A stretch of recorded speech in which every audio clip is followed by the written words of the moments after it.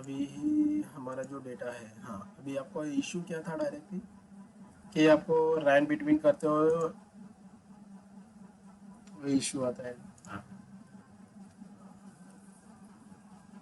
Okay, just पहले मैं formatting कर देता हूँ यहाँ पे।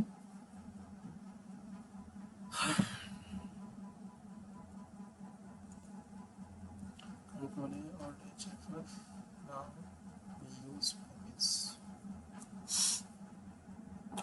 देखिए, मैंने आपको बताया था इक्वल इज कंपलसरी यूज़ करना है, यहाँ पे यूज़ करना है रैन बिटवीन। ओके, यहाँ पे आपको नीचे जो इंस्ट्रक्शन दिया हुआ है वो इंस्ट्रक्शन आपको डाला है 35 नाउ कॉमा यहाँ पे 100। जो भी आपको वैल्यूज डाला है जिसके बीच में भी आपको दिखाना है वो आपको यहाँ पे रैंडम नंबर डालना है। ऐसा ज़रूरी नहीं कि मैं अगर 35 और 100 आप दिखा रहा हूँ तो आप भी 35 और 100 दिखाइए। तो आपको जहाँ से स्टार्टअप करना है वो वैल्यू डालिए और जहाँ पे भी आपको एंड करना है वो वैल्यू आप डालिए।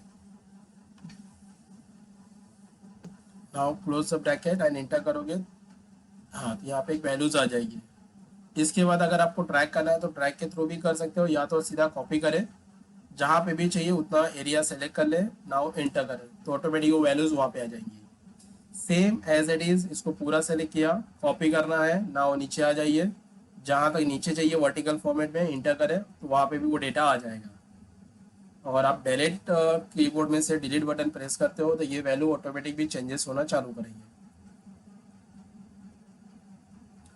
कीबोर्ड में डिलीट बटन करके होता है। यस, तो आप जब डिलीट बटन प्रेस करोगे, माउस से कुछ नहीं होगा। माउस से अगर आपको करना है तो देखिए माउस से कुछ फर्क नहीं पड़ता, माउस से आपके डेटाज आ जाएंगे। देखिए जैसे अभी यहाँ पे मैंने डेटा एक आंसर आया है, आप यहाँ पे कॉर्नर पे इस सेल के कॉर्नर पे देखिए छोटा सा क्यूब है, now click on the plus point and track. उसी के बाद आप नीचे चले जाइए, वो ट्रैक करेंगे तो भी आपका वैल्यूज आ जाएंगे। Again you can press the delete button, तो ये ऑटोमेटिक ये चेंजेस होना चालू हो जाएंगे। वे ऑप्शंस ओके, और कुछ क्वेरीज है इसके अलावा? चलिए, तो अभी हम आते हैं अपने डेटा के ऊपर। हम लोग कुछ डेटा पे काम कर लेते हैं। थोड़ा सा मैं लेफ्ट में ले लेता हूँ।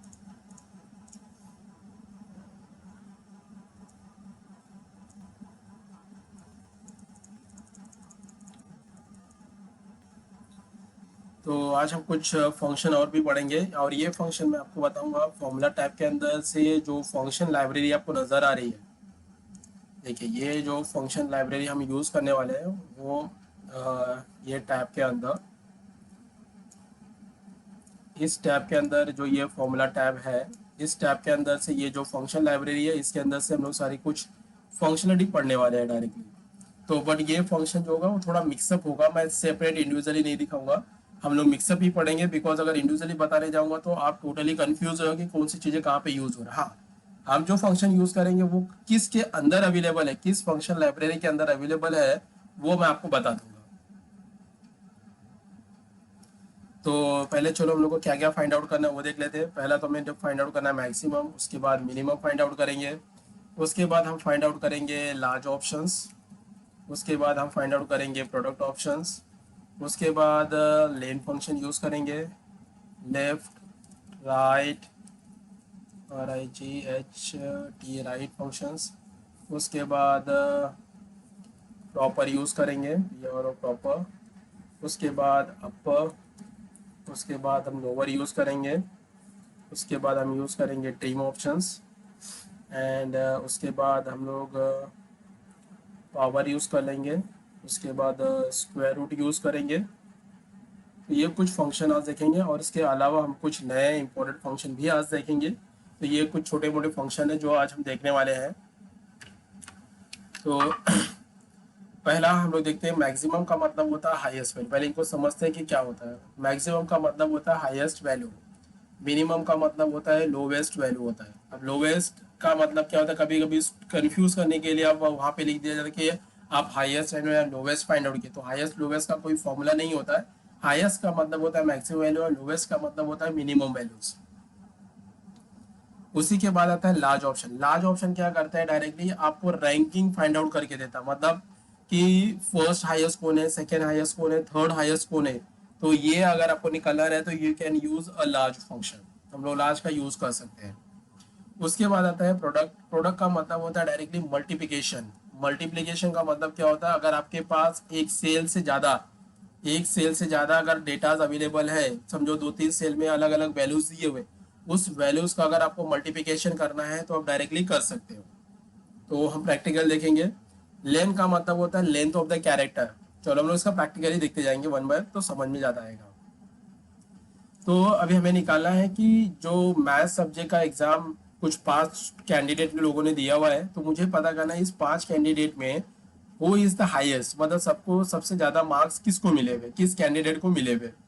तो उसके लिए आपको यहाँ पे टाइप करना है equal max, now open your the bracket, जो भी आपका डेटा होंगे उसकी वैल्यू को सिलेक्ट करना है। कभी भी ध्यान रखना है कि मैक्सिमम और मिनिमम राइट साइड में नहीं निकाला जाता है, क्योंकि राइट साइड में अगर आप निकालोगे तो रोहन के सब्जेक्ट में आपको हाईएस्ट और लोवेस्ट निकालने कोई मतलब ही नहीं है। हाईएस्ट लोवेस्ट हम कब निकालते हैं कि भाई हमारे के साथ जो कंपेयरिंग स्टूडेंट बैठे या कंपेयरिंग कैंडिडेट है, उनमें से भाई हाईएस्ट किसको है। जैसे अभी ऑफिस में इंप्लॉइज काम करते हैं, तो उन समझो 10 इंप्लॉइज है, तो 10 इंप्लॉय में हाईएस्ट सैलरी किसकी है, who is the highest salary. तो उसके बीच में हम हाईएस्ट एंड लोवेस्ट निकालने का काम करेंगे। इंडिविजुअली कैंडिडेट या इंडिविजुअली इंप्लॉय के बीच में कुछ पता करके कुछ मतलब भी नहीं है। तो यहाँ पे आपको टाइप करना है इक्वल, यहाँ पे लिख दीजिए max options, now bracket open करें, जो भी आपके सब्जेक्ट वैल्यू होगा उसको सेलेक्ट करें, now close the bracket and inter करें। तो 77 इज द हाईएस्ट वैल्यू, तो 77 रोहन को मिला है। तो सबसे छोटी वैल्यू मतलब लोवेस्ट किसको मार्क्स मिले हुए, तो उसके लिए लिखोगे इक्वल, यहाँ पे टाइप करोगे mean options, now open your bracket, यहाँ पे नंबर दिया हुआ है, तो जो भी आपका नंबर है उसको सेलेक्ट करेंगे, now close your bracket and inter. तो 45 जो है वो मेरा सबसे छोटी वैल्यूज है, एंड 77 है जो वो मेरा हाईएस्ट है। अब मुझे पता करना है कि मैथ सब्जेक्ट में फर्स्ट कौन है, सेकंड कौन है, थर्ड कौन है। मुझे ये फर्स्ट पता करना है, सेकंड पता करना है, एंड थर्ड पता करना है। ये मेरे को सेकंड और इसमें पता करना है थर्ड। मैथ्स में फर्स्ट हाईएस्ट कौन है, सेकंड हाईएस्ट कौन है और थर्ड कौन है। तो उसके लिए हम यूज करेंगे लार्ज ऑप्शंस। तो इक्वल यहाँ पे आपको डायरेक्टली लिखना है लार्ज। तो नीचे देखो एक स्टेटमेंट आता है, return the kth largest value in a data set, मतलब जो भी आपने डेटा बनाया हो, डेटा को या सेट किया हुआ है, उसके अंदर से लार्जेस्ट नंबर किसका है। ब्रैकेट ओपन कर रहा है एरे। अब यहाँ पे एरे का मतलब होता है कि आप एक से ज्यादा रो या एक से ज्यादा कॉलम या मल्टीपल डेटा आप एक साथ सेलेक्ट कर सकते हो। तो यहाँ पे एरे मतलब ये मेरा पूरा का पूरा डेटा जो भी है उसको सेलेक्ट किया। अब यहाँ पे के का मतलब होता है कि आपको फर्स्ट सेकंड थर्ड किसका पता करना, मैंने बोला फर्स्ट का, तो यहाँ पे डालूंगा first, now close the bracket और इंटर करूंगा। तो देखो 77 मुझे हाईएस्ट मिल गया। तो who is the second highest, अभी सेकंड को पता करना है, इक्वल वही टाइप कीजिए लार्ज ऑप्शंस, एरे, मैंने मैथ सब्जेक्ट को सिलेक्ट करता हूँ, कॉमा करता हूँ, सेकेंड हाईएस्ट के लिए आपको लाना है number 2, now close your bracket and inter. तो ये आपको सेकेंड हाईएस्ट मिल जाएगा, 67 is the second highest. Now the third highest कौन है, तो यहाँ पे इक्वल टाइप करेंगे लार्ज ऑप्शंस। उसके बाद यहाँ पे आपको वैल्यूज को सेलेक्ट करना पड़ेगा, कॉमा करेंगे और यहाँ पे लिखेंगे थर्ड हाईएस्ट। तो ये तीसरा आपको मिल जाएगा यहाँ पे, now close your bracket and inter. तो 52 इज द थर्ड हाईएस्ट। तो ऐसे आप किसी की highest value, second highest, third value आप यहां से फाइंड आउट कर सकते हो with a large functions. Okay,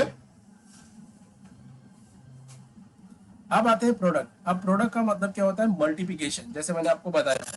अब मुझे क्या करना है कि यहाँ पे 77, 67 और 52 ये तीनों का एक साथ मल्टीप्लाई करना है। ओके, तो मल्टीप्लाई करने के लिए आपको क्या करना पड़ेगा, इक्वल यहाँ पे लिखेंगे प्रोडक्ट ऑप्शंस, सीधा डायरेक्टली यहाँ पे प्रोडक्ट लिखेंगे।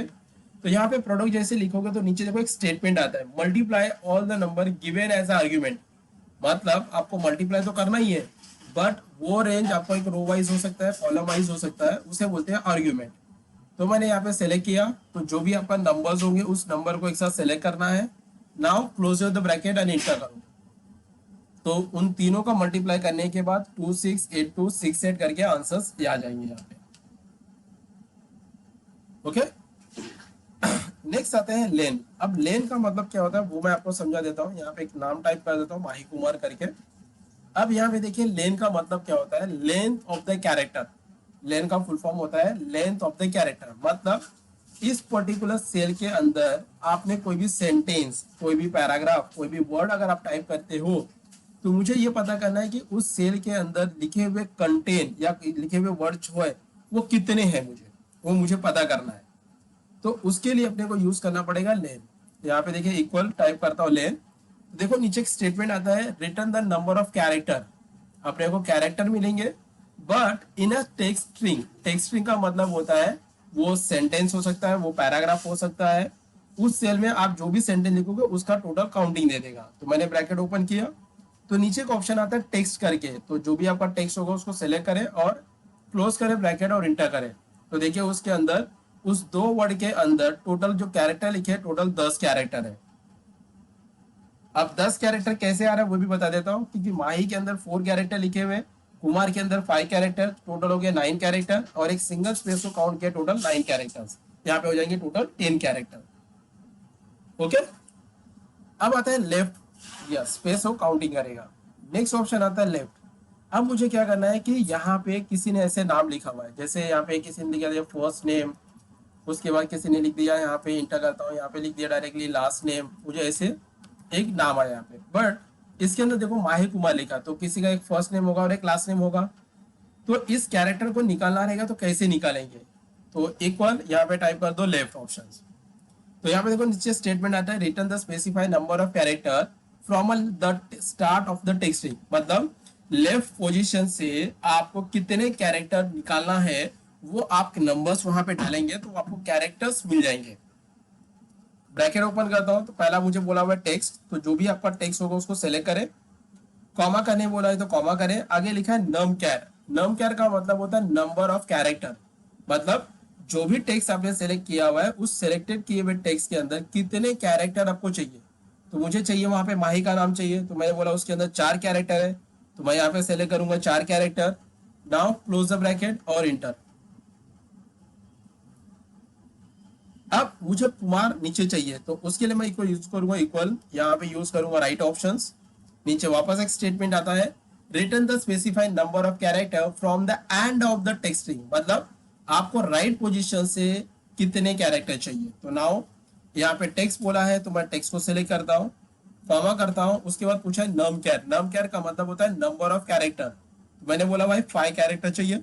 Now close your bracket and inter. तो यहाँ पे आपको राइट साइड का 5 कैरेक्टर मिल जाएगा।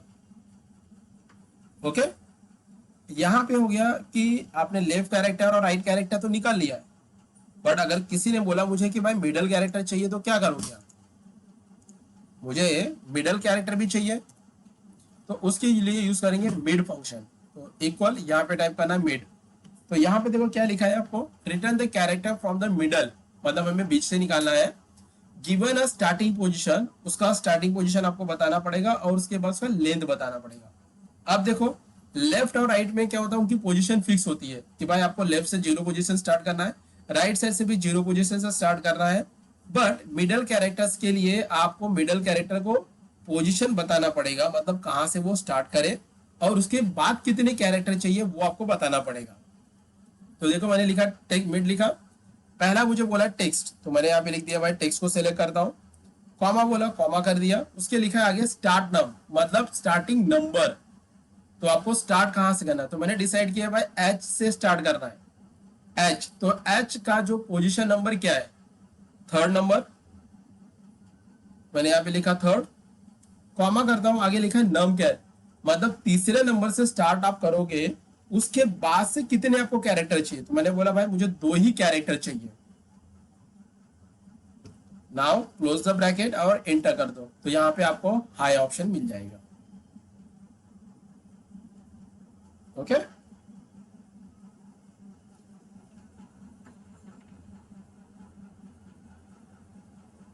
किसका? हाँ, यस। अब आते हैं next, proper, upper and the lower. पहले तीनों का मीनिंग समझा देता हूँ। अभी यहाँ पे जो भी नाम मैंने लिखा हुआ है, टेक्स्ट लिखा हुआ है, ये मेरा एक स्मॉल लेटर में दिया है। Just I want to in capital letters all the characters in capital letter. Now आप यहाँ पे यूज करेंगे इक्वल यू डबल पी अपर।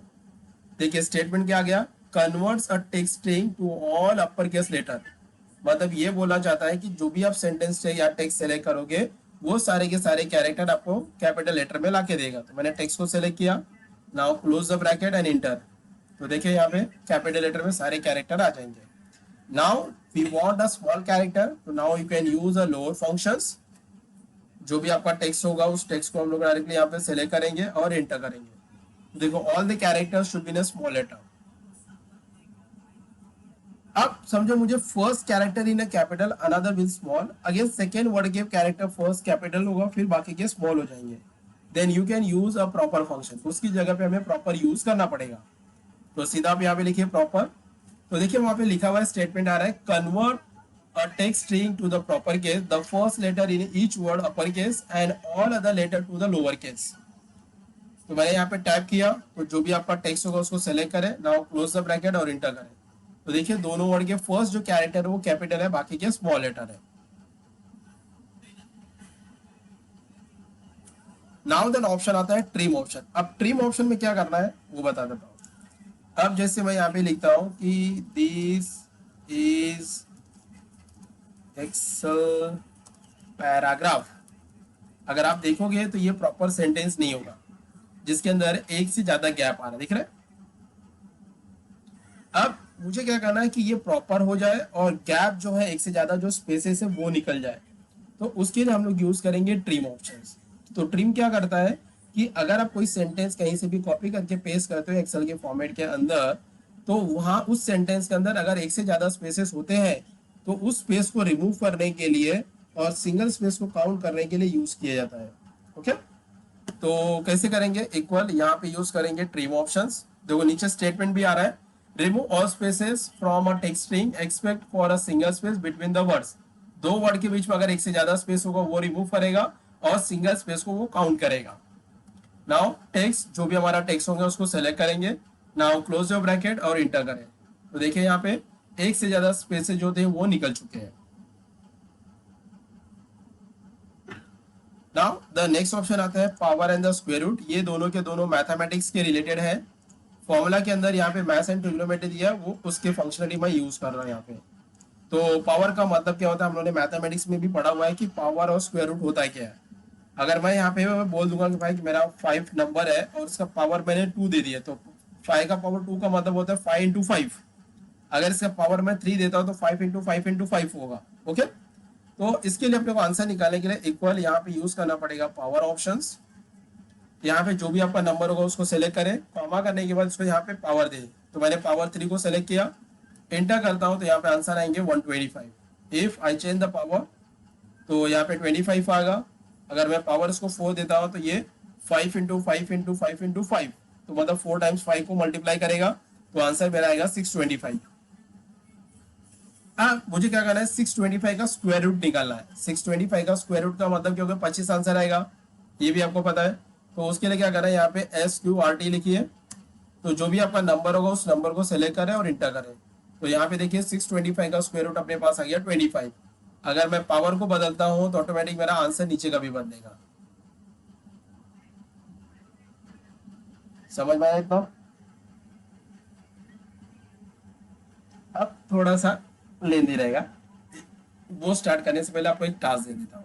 टास्क आपको ध्यान रखना है, आपको टास्क में करना क्या है वो बता देता हूँ। पहला तो आपको एक डेटा बनाना पड़ेगा। उस डेटा के अंदर पहला आपको बना दीजिए सीरियल नंबर। तो सीरियल नंबर आपको लेना है 1 to 10, ऐसे आपको डेटा बनाना 1 2 3 4 5 6। एक शॉर्ट डेटा मैं आपको बता रहा हूँ। उसके बाद आप यहाँ पे ले लिए नेम ऑफ एम्प्लॉय ले लीजिए। ओके, ये आपका नेम ऑफ एम्प्लॉय है जहाँ पे आपको 1 से 10 लोगों का नाम लिखना है। उसके बाद आपको यहाँ पे लिखना पड़ेगा ईमेल आईडी। एक आपको यहाँ पे डालना पड़ेगा ईमेल आईडी, ध्यान रखिए। उसके बाद आपको यहाँ पे दिख रहा है ईमेल को अलग करना है और यहाँ पे उसका .com अलग करना है। मैं बताता हूँ, देखिए जैसे फॉर एग्जांपल मैंने मेरा नाम डाल दिया माही कुमार करके, ये एग्जांपल समझा रहा हूँ, ये आपका डेटा हो गया। ओके, अब मैंने यहाँ पे ईमेल आईडी मेरा नाम डाल दिया माही कुमार करके। ईमेल आईडी भी मैंने आपको यहाँ पे बना दिया mahikumar@gmail.com। ये मैंने एक ईमेल आईडी डाल दिया, बरोबर। अब इस ईमेल के अंदर और इस .com में क्या डालना है वो बताता हूँ। एट द रेट जो लिखा दिख रहा है एट द रेट, इस एट द रेट के पहले जितने भी कैरेक्टर लिखे हुए हैं वो सारे कैरेक्टर इस ईमेल के अंदर आना चाहिए। एट द रेट के पहले जितने भी कैरेक्टर मैंने लिखे हुए हैं वो सारे कैरेक्टर ईमेल के अंदर आना चाहिए। ओके, और एट द रेट के बाद जितने भी कैरेक्टर होंगे वो डॉट कॉम में आना चाहिए। समझा आपको? अब अगर ईमेल आईडी के अंदर मैं चेंजेस करता हूं, ईमेल आईडी के अंदर अगर चेंजेस करता हूं तो ऑटोमेटिकली ईमेल और डॉट कॉम में भी चेंजेस होना चाहिए। जैसे एज एग्जांपल मैं बोला कि यहाँ पे जीमेल हटा के मैं, मेरा भी मन जीमेल करके नहीं है, मैंने अब यहाँ पे डाला डायरेक्टली yahoo.co.in करके डाल दिया, तो ऑटोमेटिक डॉट कॉम के अंदर भी वो रिफ्लेक्ट हो जाना चाहिए। ओके, समझा? ओके, नाउ अब आते हैं थोड़ा सा और एक इम्पोर्टेंट डेटा पे, मैं आपको शेयर कर रहा हूँ वो डेटा यहाँ पे। देखिए ये डेटा,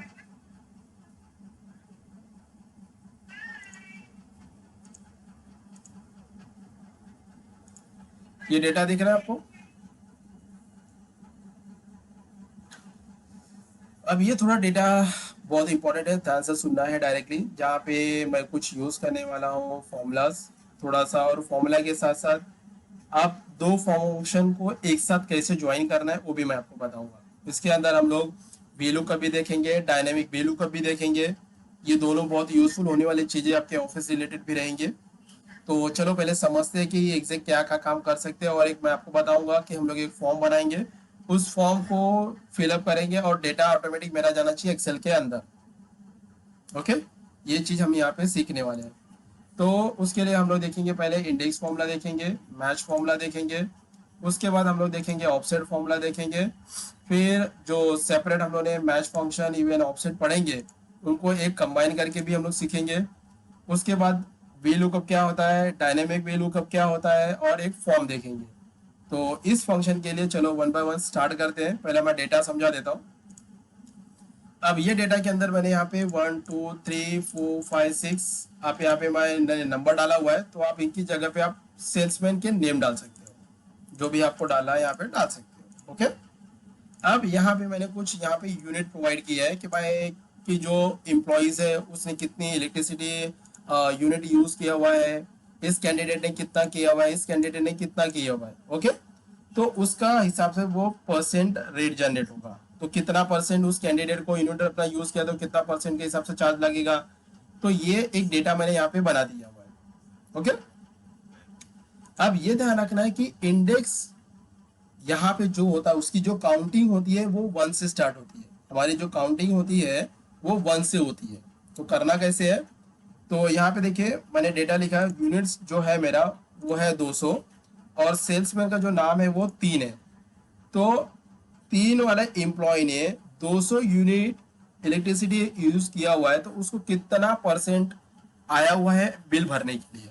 ओके, तो उसके लिए अपने को देखो कैसे लगाना है। तो यहाँ पे हम लोग क्या करेंगे, फॉर्मूला लगाते हैं इक्वल, यहाँ पे अपना पहले लगाइए इक्वल और टाइप करेंगे इंडेक्स ऑप्शंस। तो पहला दिया हुआ है यहाँ पे एरे ऑप्शन दिया हुआ है, तो जो भी आपका पूरा का पूरा इंटायर टेबल होगा उसको सेलेक्ट कर लेंगे, कॉमा करेंगे। यहाँ पे पूछा है रो नंबर, तो रो नंबर मतलब किसका निकाला है, 200 का निकाल रहा है। तो यहाँ पे काउंटिंग कीजिए 1 2, तो सेकेंड नंबर पे है, सेकेंड रो में मैंने यहाँ पे टाइप किया सेकेंड। उसके पूछा है मेरे को कॉलम नंबर, कॉलम नंबर किधर से 1 2 तीसरा मतलब एम्प्लॉय नंबर थर्ड का है, तो मैंने यहाँ पे कॉलम नंबर डाल दिया 3 का। नाउ क्लोज द ब्रैकेट और इंटर करता हूँ, तो यहाँ पे क्या है 0.06। तो इस 0.06 को हम कन्वर्ट करेंगे परसेंट के अंदर। तो जैसे परसेंट में कन्वर्ट करेंगे तो 0.06 कन्वर्ट हो जाएगा डायरेक्टली 6% के अंदर। समझा ये ऑप्शंस? क्लियर है यहाँ तक?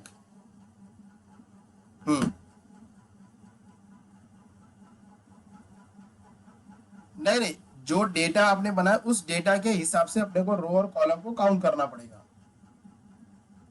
तो जो आपको रेंज सेलेक्ट करोगे उसके मुताबिक जाएगा, ये ध्यान रखिए।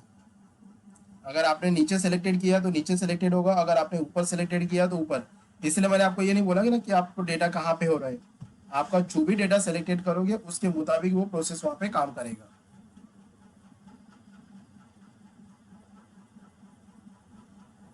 ओके, ये समझा। अब आता है मैच फंक्शन, बहुत यूजफुल वाली चीज है, ये ध्यान रखना। ये मैच फंक्शन हम किसी के साथ भी यूज करेंगे, तो इसका मतलब समझना है कि क्या काम करता है और ये कैसे काम करेगा। तो यहाँ पे देखिए लेफ्ट साइड में मैंने एक डेटा बनाया और राइट साइड में भी एक डेटा बनाया हुआ है। तो यहाँ पे देखिए समझ लीजिए कि ये स्टैंडर्ड 1 के अंदर एक स्टूडेंट है, यहाँ पे स्टैंडर्ड 1 है और यहाँ पे मैं डाल देता हूँ स्टैंडर्ड 2 करके, वो स्टूडेंट है। ओके, अब यहाँ पे समझिए स्टैंडर्ड 1 के अंदर यहाँ पे कुछ 10 कैंडिडेट है मेरे पास। ये 10 कैंडिडेट का रोल नंबर मैंने डिसाइड किया भाई कि ये कैंडिडेट का रोल नंबर ये होगा, ये कैंडिडेट का रोल नंबर ये होगा, ये कैंडिडेट का रोल नंबर ये होगा, ये कैंडिडेट का रोल नंबर ये है। अब ये स्टैंडर्ड 1 में से कैंडिडेट पास होते एग्जाम देते हैं और एग्जाम देने के बाद ये कैंडिडेट पास होते हैं और कुछ कैंडिडेट फेल भी होते हैं। तो फेल वाले जो कैंडिडेट रहेंगे वो इसी स्टैंडर्ड में रहेंगे और जो पास होंगे कैंडिडेट वो सेकंड स्टैंडर्ड पे जंप करेंगे, बरोबर। अब मुझे पता करना है कि जो स्टूडेंट पास हुए हैं स्टैंडर्ड 1 में, अगर उनका रोल नंबर 2 है तो स्टैंडर्ड 2 में उनका रोल नंबर क्या होगा, बरोबर। वो मुझे पता करना है, तो कैसे पता करेंगे? तो उसके लिए हम यूज करेंगे मैच फंक्शन या मैच फॉर्मूला यूज करेंगे। इक्वल यहाँ पे टाइप करेंगे मैच ऑप्शंस, ब्रैकेट ओपन करते हैं। पहला ऑप्शन दिया है लुकअप वैल्यू दिया हुआ है, तो किसका मुझे फाइंड आउट करना है? मैंने बोला भाई मनीष का मुझे फाइंड आउट करना है, तो मनीष को सेलेक्ट किया, कॉमा लुकअप एरे, किस में से फाइंड आउट करना है? इसमें से फाइंड आउट करना है, बरोबर। नाउ क्लोज द ब्रैकेट और एंटर करें। तो देखिए मनीष का स्टैंडर्ड 1 में रोल नंबर 1 है और स्टैंडर्ड 2 में मनीष का रोल नंबर कितना हो गया? 5 हो गया। तो ऐसे मैच फॉर्मूला का यूज करके आप किसी भी रो या कॉलम का काउंटिंग कर सकते हैं हम लोग। चलो अब आते हैं ऑफसेट। अब ऑफसेट में भी ध्यान देना है अपने को। ऑफसेट का जो काउंटिंग होता है, जैसे इंडेक्स की मैंने काउंटिंग बोला कि 0 से होता है, उसी तरह से ऑफसेट की जो काउंटिंग होगी, स्टार्टिंग जो होगी वो 0 से होगी। ये एक ऐसा फंक्शन है ऑफसेट की जो काउंटिंग 0 से होती है, बाकी सभी 1 से स्टार्टअप होंगे। ओके, तो यहाँ पे देखिए एक मैंने मंथ लिया हुआ है, जैन फेब मार्च अप्रैल, मैंने दिसंबर तक डेटा रेडी किया हुआ है। यहाँ पे कुछ कैंडिडेट के नाम लिखे हुए, इस कैंडिडेट ने किस मंथ में कितने प्रोडक्ट सेल किए हुए हैं, तो उन्होंने डिटेल डाला हुआ है। तो अगर मुझे किसी भी मंथ में किसी भी कैंडिडेट का रिपोर्ट पता करने हुआ है कि इस कैंडिडेट ने इस महीने में कितने प्रोडक्ट सेल किए, तो मुझे पता करने का है। तो ये पूरा साल का, पूरे ईयर का उसने डेटा रेडी किया हुआ है। अब मुझे पता करना है कि किस कैंडिडेट ने किस मंथ के अंदर कितने प्रोडक्ट सेल किए हुए हैं। तो चलो यहाँ पे निकालते हैं। तो देखिए यहाँ पे सेल्समैन का नाम दे दिया, माही करके दे दिया, और यहाँ पे उसका मैंने आंसर भी निकाला हुआ है। तो मुझे पता करना है माही ने अप्रैल मंथ में, अप्रैल महीने में कितने सेल किए हुए हैं। तो देखिए उसने आंसर आया इसका 60 है। तो चलो चेक करते हैं कि कैसे निकाल सकते हैं। इक्वल यहाँ पे टाइप करना ऑफसेट। तो पहला देना है रेफरेंस, तो यहाँ पे रह गया 0 से स्टार्ट कर दिया। ये मंथ आपका यहीं से डेटा स्टार्टअप हो रहा है, तो उसको सेलेक्ट कर लिया, कॉमा करना है। उसके बाद पूछ रहा है रो और कॉल पूछ रहा है, दिख रहा है, रो और कॉल्स पूछ रहा है। रो का मतलब रो नंबर, तो मंथ से मैं काउंटिंग करूंगा, ये मंथ को सेलेक्ट किया हुआ है। हाँ, अब यहाँ पे रो को पूछ रहा है, तो रो में वो माही लिखा हुआ है, तो ये हो गया 0। मनीष का रो नंबर 1, सुरेश का रो नंबर 2, दिनेश का रो नंबर 3 और माही का रो नंबर हो गया 4। तो मैंने यहाँ पे टाइप कर दिया 4, कॉमा करता हूँ। मुझे पता करना है अप्रैल मंथ का, तो यहाँ से भी 0, जैन 1 2 3 4 कॉलम। तो यहाँ पे मैं लिखूंगा 4 को रो 4 column. Now close the bracket और इंटर करो। तो देखिए उसने, माही ने अप्रैल महीने में 60 प्रोडक्ट, मतलब 60 प्रोडक्ट सेल किया हुआ है। चलो अब दो फंक्शन को एक साथ जोड़ के बताता हूँ कैसे जोड़ना है, ध्यान रखना। अभी हम लोग ने जो पढ़े हुए वो मैच फंक्शन अलग पढ़े हुए और ऑफसेट फंक्शन अलग पढ़े हुए। ओके, अब यहाँ पे हम लोग एक साथ दोनों को कंबाइन करेंगे। तो देखिए यहाँ पे कैटेगरी लिखा हुआ है, कैटेगरी में मैंने मूवीज, एक्टर, एक्ट्रेस और डायरेक्टर, म्यूजिक डायरेक्टर करके एक डेटा लिखा हुआ है। यहाँ पे 2017, 16, 15 और 14। मुझे सिर्फ ये पता करना है कि किस ईयर में कौन सी मूवी आई है, उस मूवी को किसने परफॉर्म किया है, कौन से सॉन्ग्स हुए हैं, ये रिपोर्ट अपने को निकालना है। ओके, तो चलो देखते हैं यहाँ पे। तो मैं यहाँ पे निकालता हूँ डायरेक्टली। देखिए मुझे जो पता करना है वो डायरेक्टली अभी फिलहाल के लिए मैं हटा देता हूँ यहाँ से सब चीज। देखिए पहला तो मैं यहाँ पे लगाता हूँ ऑफसेट। पहले हम लोग कहते हैं कुछ भी पता नहीं है अपने को, तो ऑफसेट लगा दिया। रेफरेंस कैटेगरी से स्टार्ट होगा, कॉमा, यहाँ पे रो और कॉलम आपको नहीं पता है। देखिए डेटा जो स्टार्ट हो रहा है वो सिलेक्ट किया, रो और कॉलम आपको नहीं पता है, बरोबर। तो यहाँ पे क्या आएगा, एज ए कैटेगरी आएगा, जो लिखा हुआ है वही आएगा यहाँ पे, बरोबर। अब दूसरा यूज करेंगे हम लोग इक्वल, यहाँ पे टाइप कर दो मैच ऑप्शंस। लुकअप वैल्यू किसका पता करना है, मुझे रो पता करना है, तो मैं यहाँ पे लिखा है एक्ट्रेस को सिलेक्ट कर रहा हूँ, दिख रहा है, एक्ट्रेस को सिलेक्ट किया, कॉमा, अब यहाँ पे दिया लुकअप एरे, तो ये पूरा का पूरा मैंने सिलेक्ट कर लिया, कॉमा, अब यहाँ पे देखो तीन ऑप्शन पूछ रहा है, 1 0 -1। आपको निकालना है एग्जैक्ट आंसर, तो उसके लिए हमें यूज करेंगे 0। अगर उसका नेगेटिव आंसर निकालना है, मतलब उसके ऊपर निकालना है, तो -1 यूज करेंगे, और उसके नीचे अगर निकालना होगा तो 1 यूज करेंगे। तो हमें चाहिए एग्जैक्ट वैल्यू, इसलिए ब्रैकेट क्लोज कर देता हूँ यहाँ पे 0 लेके। तो यहाँ पे अपने को पता चल गया कि एक्ट्रेस का जो कॉलम नंबर, रो नंबर है वो 4 नंबर है। देखिए ये 1, ये 2, ये 3 और ये 4, तो यहाँ पे 4 नंबर दे दिया। अब मुझे पता करना है कि 2016 का कौन सा कॉलम में है, तो वापस इक्वल MATCH मैच लुकअप, जो भी आपको पता करना है, यहाँ पे मैंने बोला 2016 का, किस में से, इसमें से पता करना है, कॉमा करेंगे, इसको भी 0 कर देता हूँ। नाउ क्लोज द ब्रैकेट और इंटर। तो देखिए मुझे मिल गया है रो नंबर 4 मिला है, कॉलम नंबर मुझे 3 मिला है, बरोबर। अब करना क्या है देखो, तो इस फॉर्मूला को मैं करता हूं कॉपी, मैच तक इक्वल को छोड़ देना, कॉपी कर लेना है। ये जो कैटेगरीज है ना, इस कैटेगरी में जो दूसरा वाला दिख रहा है वो रो वाला है, रो वाला फॉर्मूला डाल दीजिए। क्या आ गया, एज ए डायरेक्टर आ गया, दिख रहा है।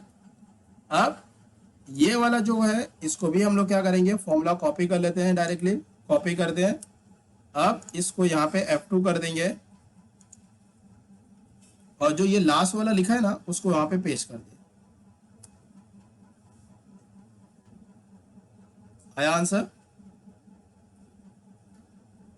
देखिए अगर अब मैं यहाँ पे ईयर बदलता हूँ, यहाँ पे लिखा 2014, तो देखिए 2014 में एक मिस्टेक हो गया है, लेट मी चेक। एक, हाँ एक चीज लगाना भूल गया, -1 लगाना हम लोगों ने भूल गए, यहाँ पे -1 लगा देते हैं। Now the let me check 2014, yes, यहाँ पे देखिए 2014 में भी दीपिका पादुकोण है, यहाँ पे 2017 यूज करते हैं, आलिया भट्ट आ गया।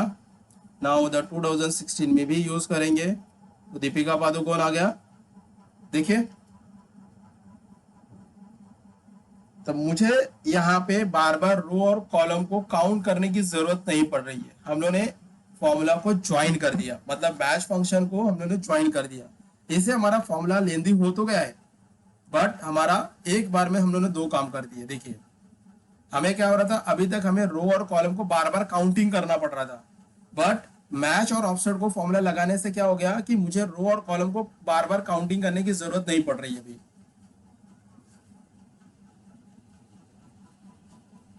समझा, क्लियर है। हाँ तो प्रैक्टिस करोगे तो आपको आइडियाज आ जाएंगे इसके। अब आते हैं वी लुकअप और डायनेमिक वी लुकअप समझते हैं। तो उसके लिए मैं आपको नए शीट पे आ जाता हूँ, और HFF, यहाँ पे मैं पॉपिंस फॉन्ट ले लेता हूँ।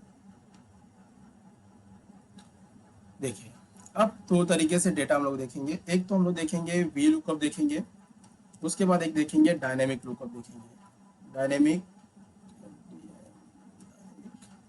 V lookup. ओके, ये 2 तरीके का हम लोग डेटा समझने वाले हैं कि भाई वी लुकअप और डायनेमिक लुकअप में, या डायनेमिक वी लुकअप की जरूरत है, डायनेमिक डेटा में क्या फर्क है। जरूरी नहीं है कि वी लुकअप ही हम लोग देखेंगे, डायनेमिक या डायनेमिक डेटा में या नॉर्मल डेटा में क्या फर्क होता है, ये हम लोग देख लेंगे एक बार। भाई नॉर्मल जो डेटा हम बनाते हैं वो और अपना डायनेमिक डेटा में क्या फर्क होता है, हम ये दोनों देख लेते हैं। ओके, चलो अब समझाता हूँ। तो पहले उसके लिए मेरे को डेटा बनाना पड़ेगा, तो डेटा मैं बना लेता हूँ यहाँ पे। तो इस डेटा के अंदर मैं बना रहा हूँ यहाँ पे EMP ID, एम्प्लॉय ID बना रहा हूँ। उसके बाद नेम ऑफ एम्प्लॉय या नेम ऑफ कस्टमर आपको जो डालना है उसके बाद वो डाल दीजिए। फिर मैं यहाँ पे प्रोडक्ट का नाम डाल देता हूँ, प्रोडक्ट ले लेता हूँ। उसी के बाद मैं एरिया ले लेता हूँ। उसी के बाद एक कॉलम ले लेता हूँ सेल करके। ओके, ये है मेरा डेटा बना दिया। अब डेटा कुछ पुटअप कर ले फटाफट यहाँ पे। तो यहाँ पे डाल देता हूँ ASD001, एक डेटा ASD00002। तो मैं थोड़ा सा डेटा को यहाँ पे बढ़ा लेता हूँ, 10 तक ले लेता हूँ। ये हो गया मेरा 10। उसी तरह से एम्प्लॉय ID बना दिया, कॉलम नेम बढ़ा देता हूँ, प्रोडक्ट भी बढ़ा देता हूँ, एरिया का भी कॉलम और सेल का भी। नेम के अंदर भी डेटा डालते हैं फटाफट हम लोग यहाँ पे डाल देते हैं। उसके बाद आगे चलेंगे। फटाफट डाल देता हूँ।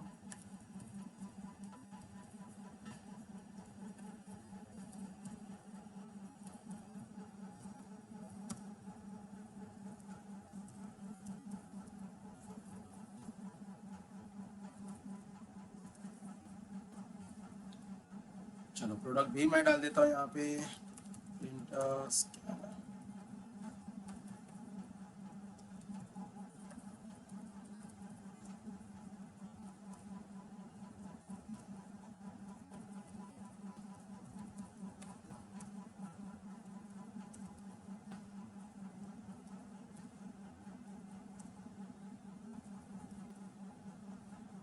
चलो एक एरिया भी डाल देते हैं हम लोग यहाँ पे।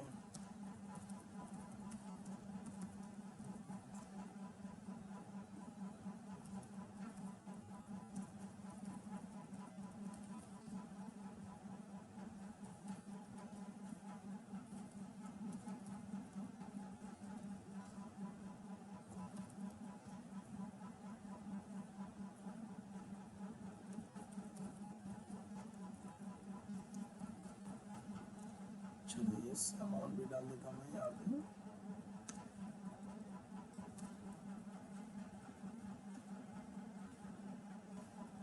ओके, मैंने यहाँ पे डेटा तैयार कर दिया है।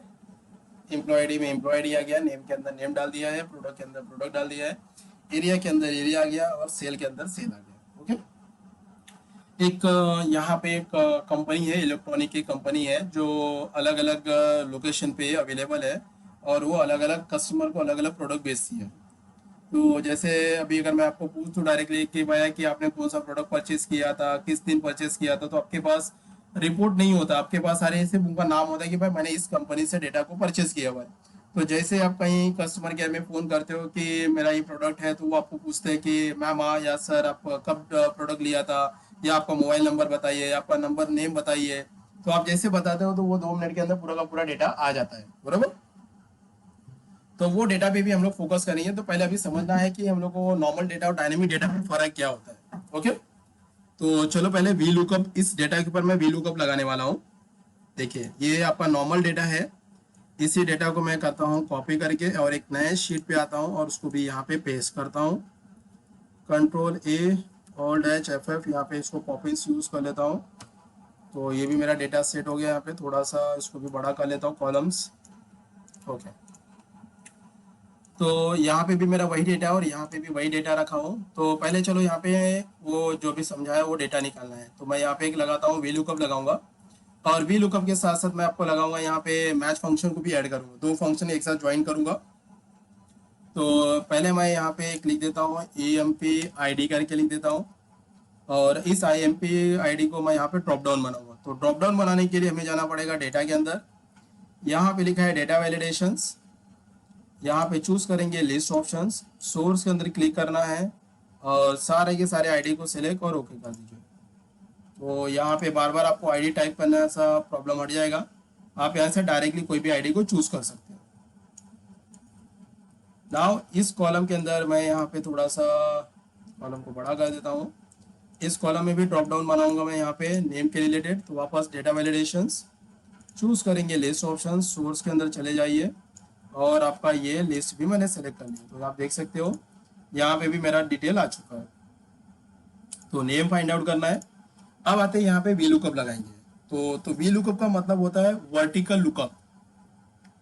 वी लुकअप का मतलब होता है वर्टिकल लुकअप। इक्वल, यहाँ पे लगा देते हैं वी लुकअप। पहला पूछा है लुकअप वैल्यू किसका निकालना है, मैंने बोला भाई इंप्लॉय आईडी का निकालना है, तो उस इंप्लॉय आईडी को सेलेक्ट किया, कॉमा टेबल एरे, जो भी टेबल एरे होगा वो पूरा का पूरा टेबल आप सेलेक्ट करोगे, पूरा इंटायर टेबल सेलेक्ट किया, कॉमा अब यहाँ पे लगाऊंगा मैच फंक्शन, क्योंकि मुझे बार बार रो और कॉलम काउंट करना पड़ेगा, तो वो न करके मैं वहाँ पे मैच फंक्शन लगाता था जिससे वो ऑटोमेटिक फाइंड आउट करेगा। तो लुकअप वैल्यू मैंने बोला नेम का, किसके अंदर से, लुकअप एरे के अंदर से, कॉमा यहाँ पे 0 करता हूँ, वापस कॉमा करके 0 करूंगा। पहला वाला जो 0 है वो मैच फंक्शन का 0 है, दूसरा वाला जो 0 है वो वीलुकअप का 0 है। नाउ क्लोज द ब्रैकेट और इंटर। तो देखिए ASD006 का नाम क्या है, रानी। रानी ने कौन सा प्रोडक्ट लिया था, डेस्कटॉप। किस एरिया से लिया था, खार। कितने का वहां से खरीदा था, 20,000 का। अगर अब मैं यहाँ पे आईडी नंबर बदलता हूँ, आईडी नंबर यहाँ पे 4 ले लिया, तो यहाँ पे देखिए पूजा आ गई। अगर आईडी नंबर मैंने बोला 9, यहाँ पे गणेश आ गया, दिख रहा है। आप एक फॉर्मूला से आप मल्टीपल काम यहाँ पे कर रहे हैं, मुझे बार बार आपको डेटा का टाइप करने की जरूरत नहीं है। यहाँ पे एक बार मैंने टाइप किया तो ऑटोमेटिक मुझे उसका रिपोर्ट शो करने लगा। ओके, अब ध्यान से सुनिए, ये तो आपको फॉर्मूला मैंने लगा दिया, ड्रॉप डाउन मैंने यहाँ पे बना दिया। अब इन केस समझो कि ये जो डेटा आपने बनाया है ये आपका फर्स्ट डे है, जिस दिन आपने ज्वाइनिंग किया उस दिन आपने ये डेटा को भर दिया। नेक्स्ट डे आपके पास 5 कैंडिडेट का रिपोर्ट और आता है, तो आपका डेटा कितना हो गया, 15। 5 लोगों का डेटा भरोगे ना, नेक्स्ट डे जब आप आओगे तो डेटा को तो बढ़ेगा। तो अगर मैं इस जगह पे क्लिक करता हूं तो देखिए यहाँ पे कुछ भी इंप्रूवमेंट नहीं हुआ, दिख रहा है। ये तो मुझे लास्ट 10 ही दिखा रहा है, बराबर है, लास्ट 10 दिखा रहा है, इसके आगे तो कुछ बढ़ा ही नहीं है। तो ये है आपका नॉर्मल डेटा। मतलब नॉर्मल डेटा के अंदर मतलब क्या हुआ, अब वापस मुझे क्या होगा ना, मुझे मॉडिफाई करना पड़ेगा इसको, मतलब बार बार फॉर्मूला टाइप करना पड़ेगा या बार बार मुझे ड्रॉप डाउन लगाना पड़ेगा, बराबर। अब इस नॉर्मल डेटा को मैं डायनेमिक बनाता हूं, तो डायनेमिक में क्या डिफरेंट होता है वो समझते हैं। देखिए शीट 1 में आता हूं, ये डेटा को मैं बनाऊंगा डायनेमिक, वापस यहाँ पे वी लुकअप लगाऊंगा। तो डायनेमिक बनाने के लिए पहले डेटा को सिलेक्ट करें, जितना भी इंटायर डेटा है उसको सिलेक्ट करें और यहाँ पे कंट्रोल टी प्रेस करें, क्रिएट टेबल। जो भी आपने डेटा बनाया उस डेटा को आप सिलेक्ट करेंगे और वहां पे प्रेस करेंगे कंट्रोल टी, मतलब क्रिएट टेबल। और यहाँ पे नीचे एक ऑप्शन लिखा है my table as a header, वो अगर वो अनटिक होगा उसको करेंगे टिक और कर दोगे ओके। तो ये डेटा डायनेमिक बन चुका है हमारा। अब अपने को पता कैसे चलेगा कि ये डेटा कंफर्म डायनेमिक है या नहीं है, तो चलो इसको चेक करने के लिए हम करते हैं, अपना फॉर्मूला वापस लगाते हैं। तो EMP ID मैं यहाँ पे लगा देता हूँ EMP ID, और उसके नीचे मैं बनाता हूँ ड्रॉप डाउन, जैसे अभी हम लोगों ने किया था। तो जाएंगे डेटा में, डेटा वैलिडेशन पे क्लिक करेंगे, यहाँ पे चूज करेंगे लिस्ट ऑप्शन, सोर्स के अंदर वही मैं सेलेक्ट कर लिया 10 नंबर। तो आपके सामने देखिए यहाँ पे 10 नंबर आ चुके हैं, तो कोई भी आईडी नंबर ले लीजिए। यहाँ पे इस कॉलम के अंदर भी हम लोग ड्रॉप डाउन बनाते हैं, डेटा वैलिडेशन में जाएंगे, यहाँ पे चूज करेंगे लिस्ट ऑप्शन, सोर्स के अंदर सबको सेलेक्ट करते हैं और ओके कीजिए। देखिए आपके सामने यहाँ पे भी हमारा वही ऑप्शन आया, ओके। अब नीचे आता हूँ, अपना वही फॉर्मूला जो भी हम लोगों ने लगाया था, वी लुकअप, लुकअप वैल्यू ये रहा, टेबल एरे, जो भी आपका डेटा होगा उसको सिलेक्ट करेंगे, कॉमा करेंगे, यहाँ पे फॉर्मूला लगाएंगे मैच ऑप्शंस, लुकअप वैल्यू इसमें से इसको फाइंड आउट करना है, कॉमा कर देंगे 0, कॉमा फिर से 0, ब्रैकेट क्लोज करें, एंटर करें। यहाँ पे देखिए आंसर आ गया रानी करके। अब यहाँ पे चेंज करते हैं, चेक करते हैं, 8 नंबर देखो आ गया, 10 नंबर आंसर आ रहे हैं, बराबर। अब यहाँ पे देखते हैं कि दूसरे दिन आप आते हो, आप इसके अंदर 5 लोगों का डेटा भर देते हो, 15 करके हो गया, 15 बढ़ा। अब क्या इसके अंदर ड्रॉप डाउन बढ़ेगा, क्या बढ़ गया, देखिए पहले हमारे पास डेटा कितना था, 10 का था, हम लोगों ने 5 बढ़ाया, 15 हो गया। अब इन केस वापस आप क्या करते हो, 5 बढ़ाते हो, तीसरे दिन आते हो, 5 डेटा आपका और बढ़ जाता है। अब देखिए, दिख रहा है, वापस आप आते हो चौथे दिन, वापस आपका 5 डेटा बढ़ जाता है, 25 हो गया। अब देखिए यहाँ पे देख रहा है, आपका डेटा ऑटोमेटिक बढ़ते जा रहा है। मतलब आपने एक बार डायनेमिक टेबल बनाया, बट ये डेटा ऑटोमेटिक बढ़ते जा रहा है, आपको बढ़ाने की जरूरत नहीं है। This is called for the dynamic data. अब यहाँ पे तो कॉलम तो मैंने रो तो बढ़ाना सीख गया, अब ये कॉलम में रो बढ़ेगा क्या, चलो देखते हैं। मैंने यहाँ पे क्लिक किया, यहाँ पे करता हूँ होम के अंदर जाके इंसर्ट करता हूँ, डायरेक्टली इंसर्ट पे क्लिक करता हूँ और इस कॉलम का नाम दे देता हूँ यहाँ पे सैलरी करके, कॉलम दे दिया। मैं कुछ अभी डाल नहीं रहा उसके अंदर, सिर्फ चेक करना है कॉलम ऐड हुआ है कि नहीं हुआ है। तो नेम के अंदर आओ, तो देखिए यहाँ पे सैलरी का कॉलम ऐड हो चुका है। तो ये फर्क होता है आपका नॉर्मल डेटा और डायनेमिक के अंदर। नॉर्मल डेटा में आपको बार बार फॉर्मूला अपडेट करना पड़ेगा, बार बार आपको अपना डेटा वैलिडेशन बनाना पड़ेगा, बट डायनेमिक के अंदर आपको एक बार ही काम करना है। तो वो फॉर्मूला और डेटा वैलिडेशन के अपना ड्रॉप डाउन के अंदर ऑटोमेटिक वो रिफ्लेक्ट करेगा, आपको बार बार रिफ्लेक्ट करने की जरूरत नहीं पड़ेगी। This is the difference between the normal data and the dynamic data. Clear?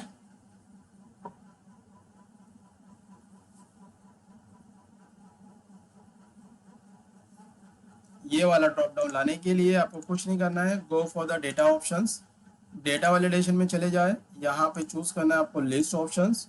Source के अंदर जो भी आपको हेडिंग लगाना है उसको सिलेक्ट करें और ओके कर दीजिए, ये ऑटोमेटिक आ जाएगा। हेडिंग से लेके जो आपको चाहिए वो आप सिलेक्ट करें।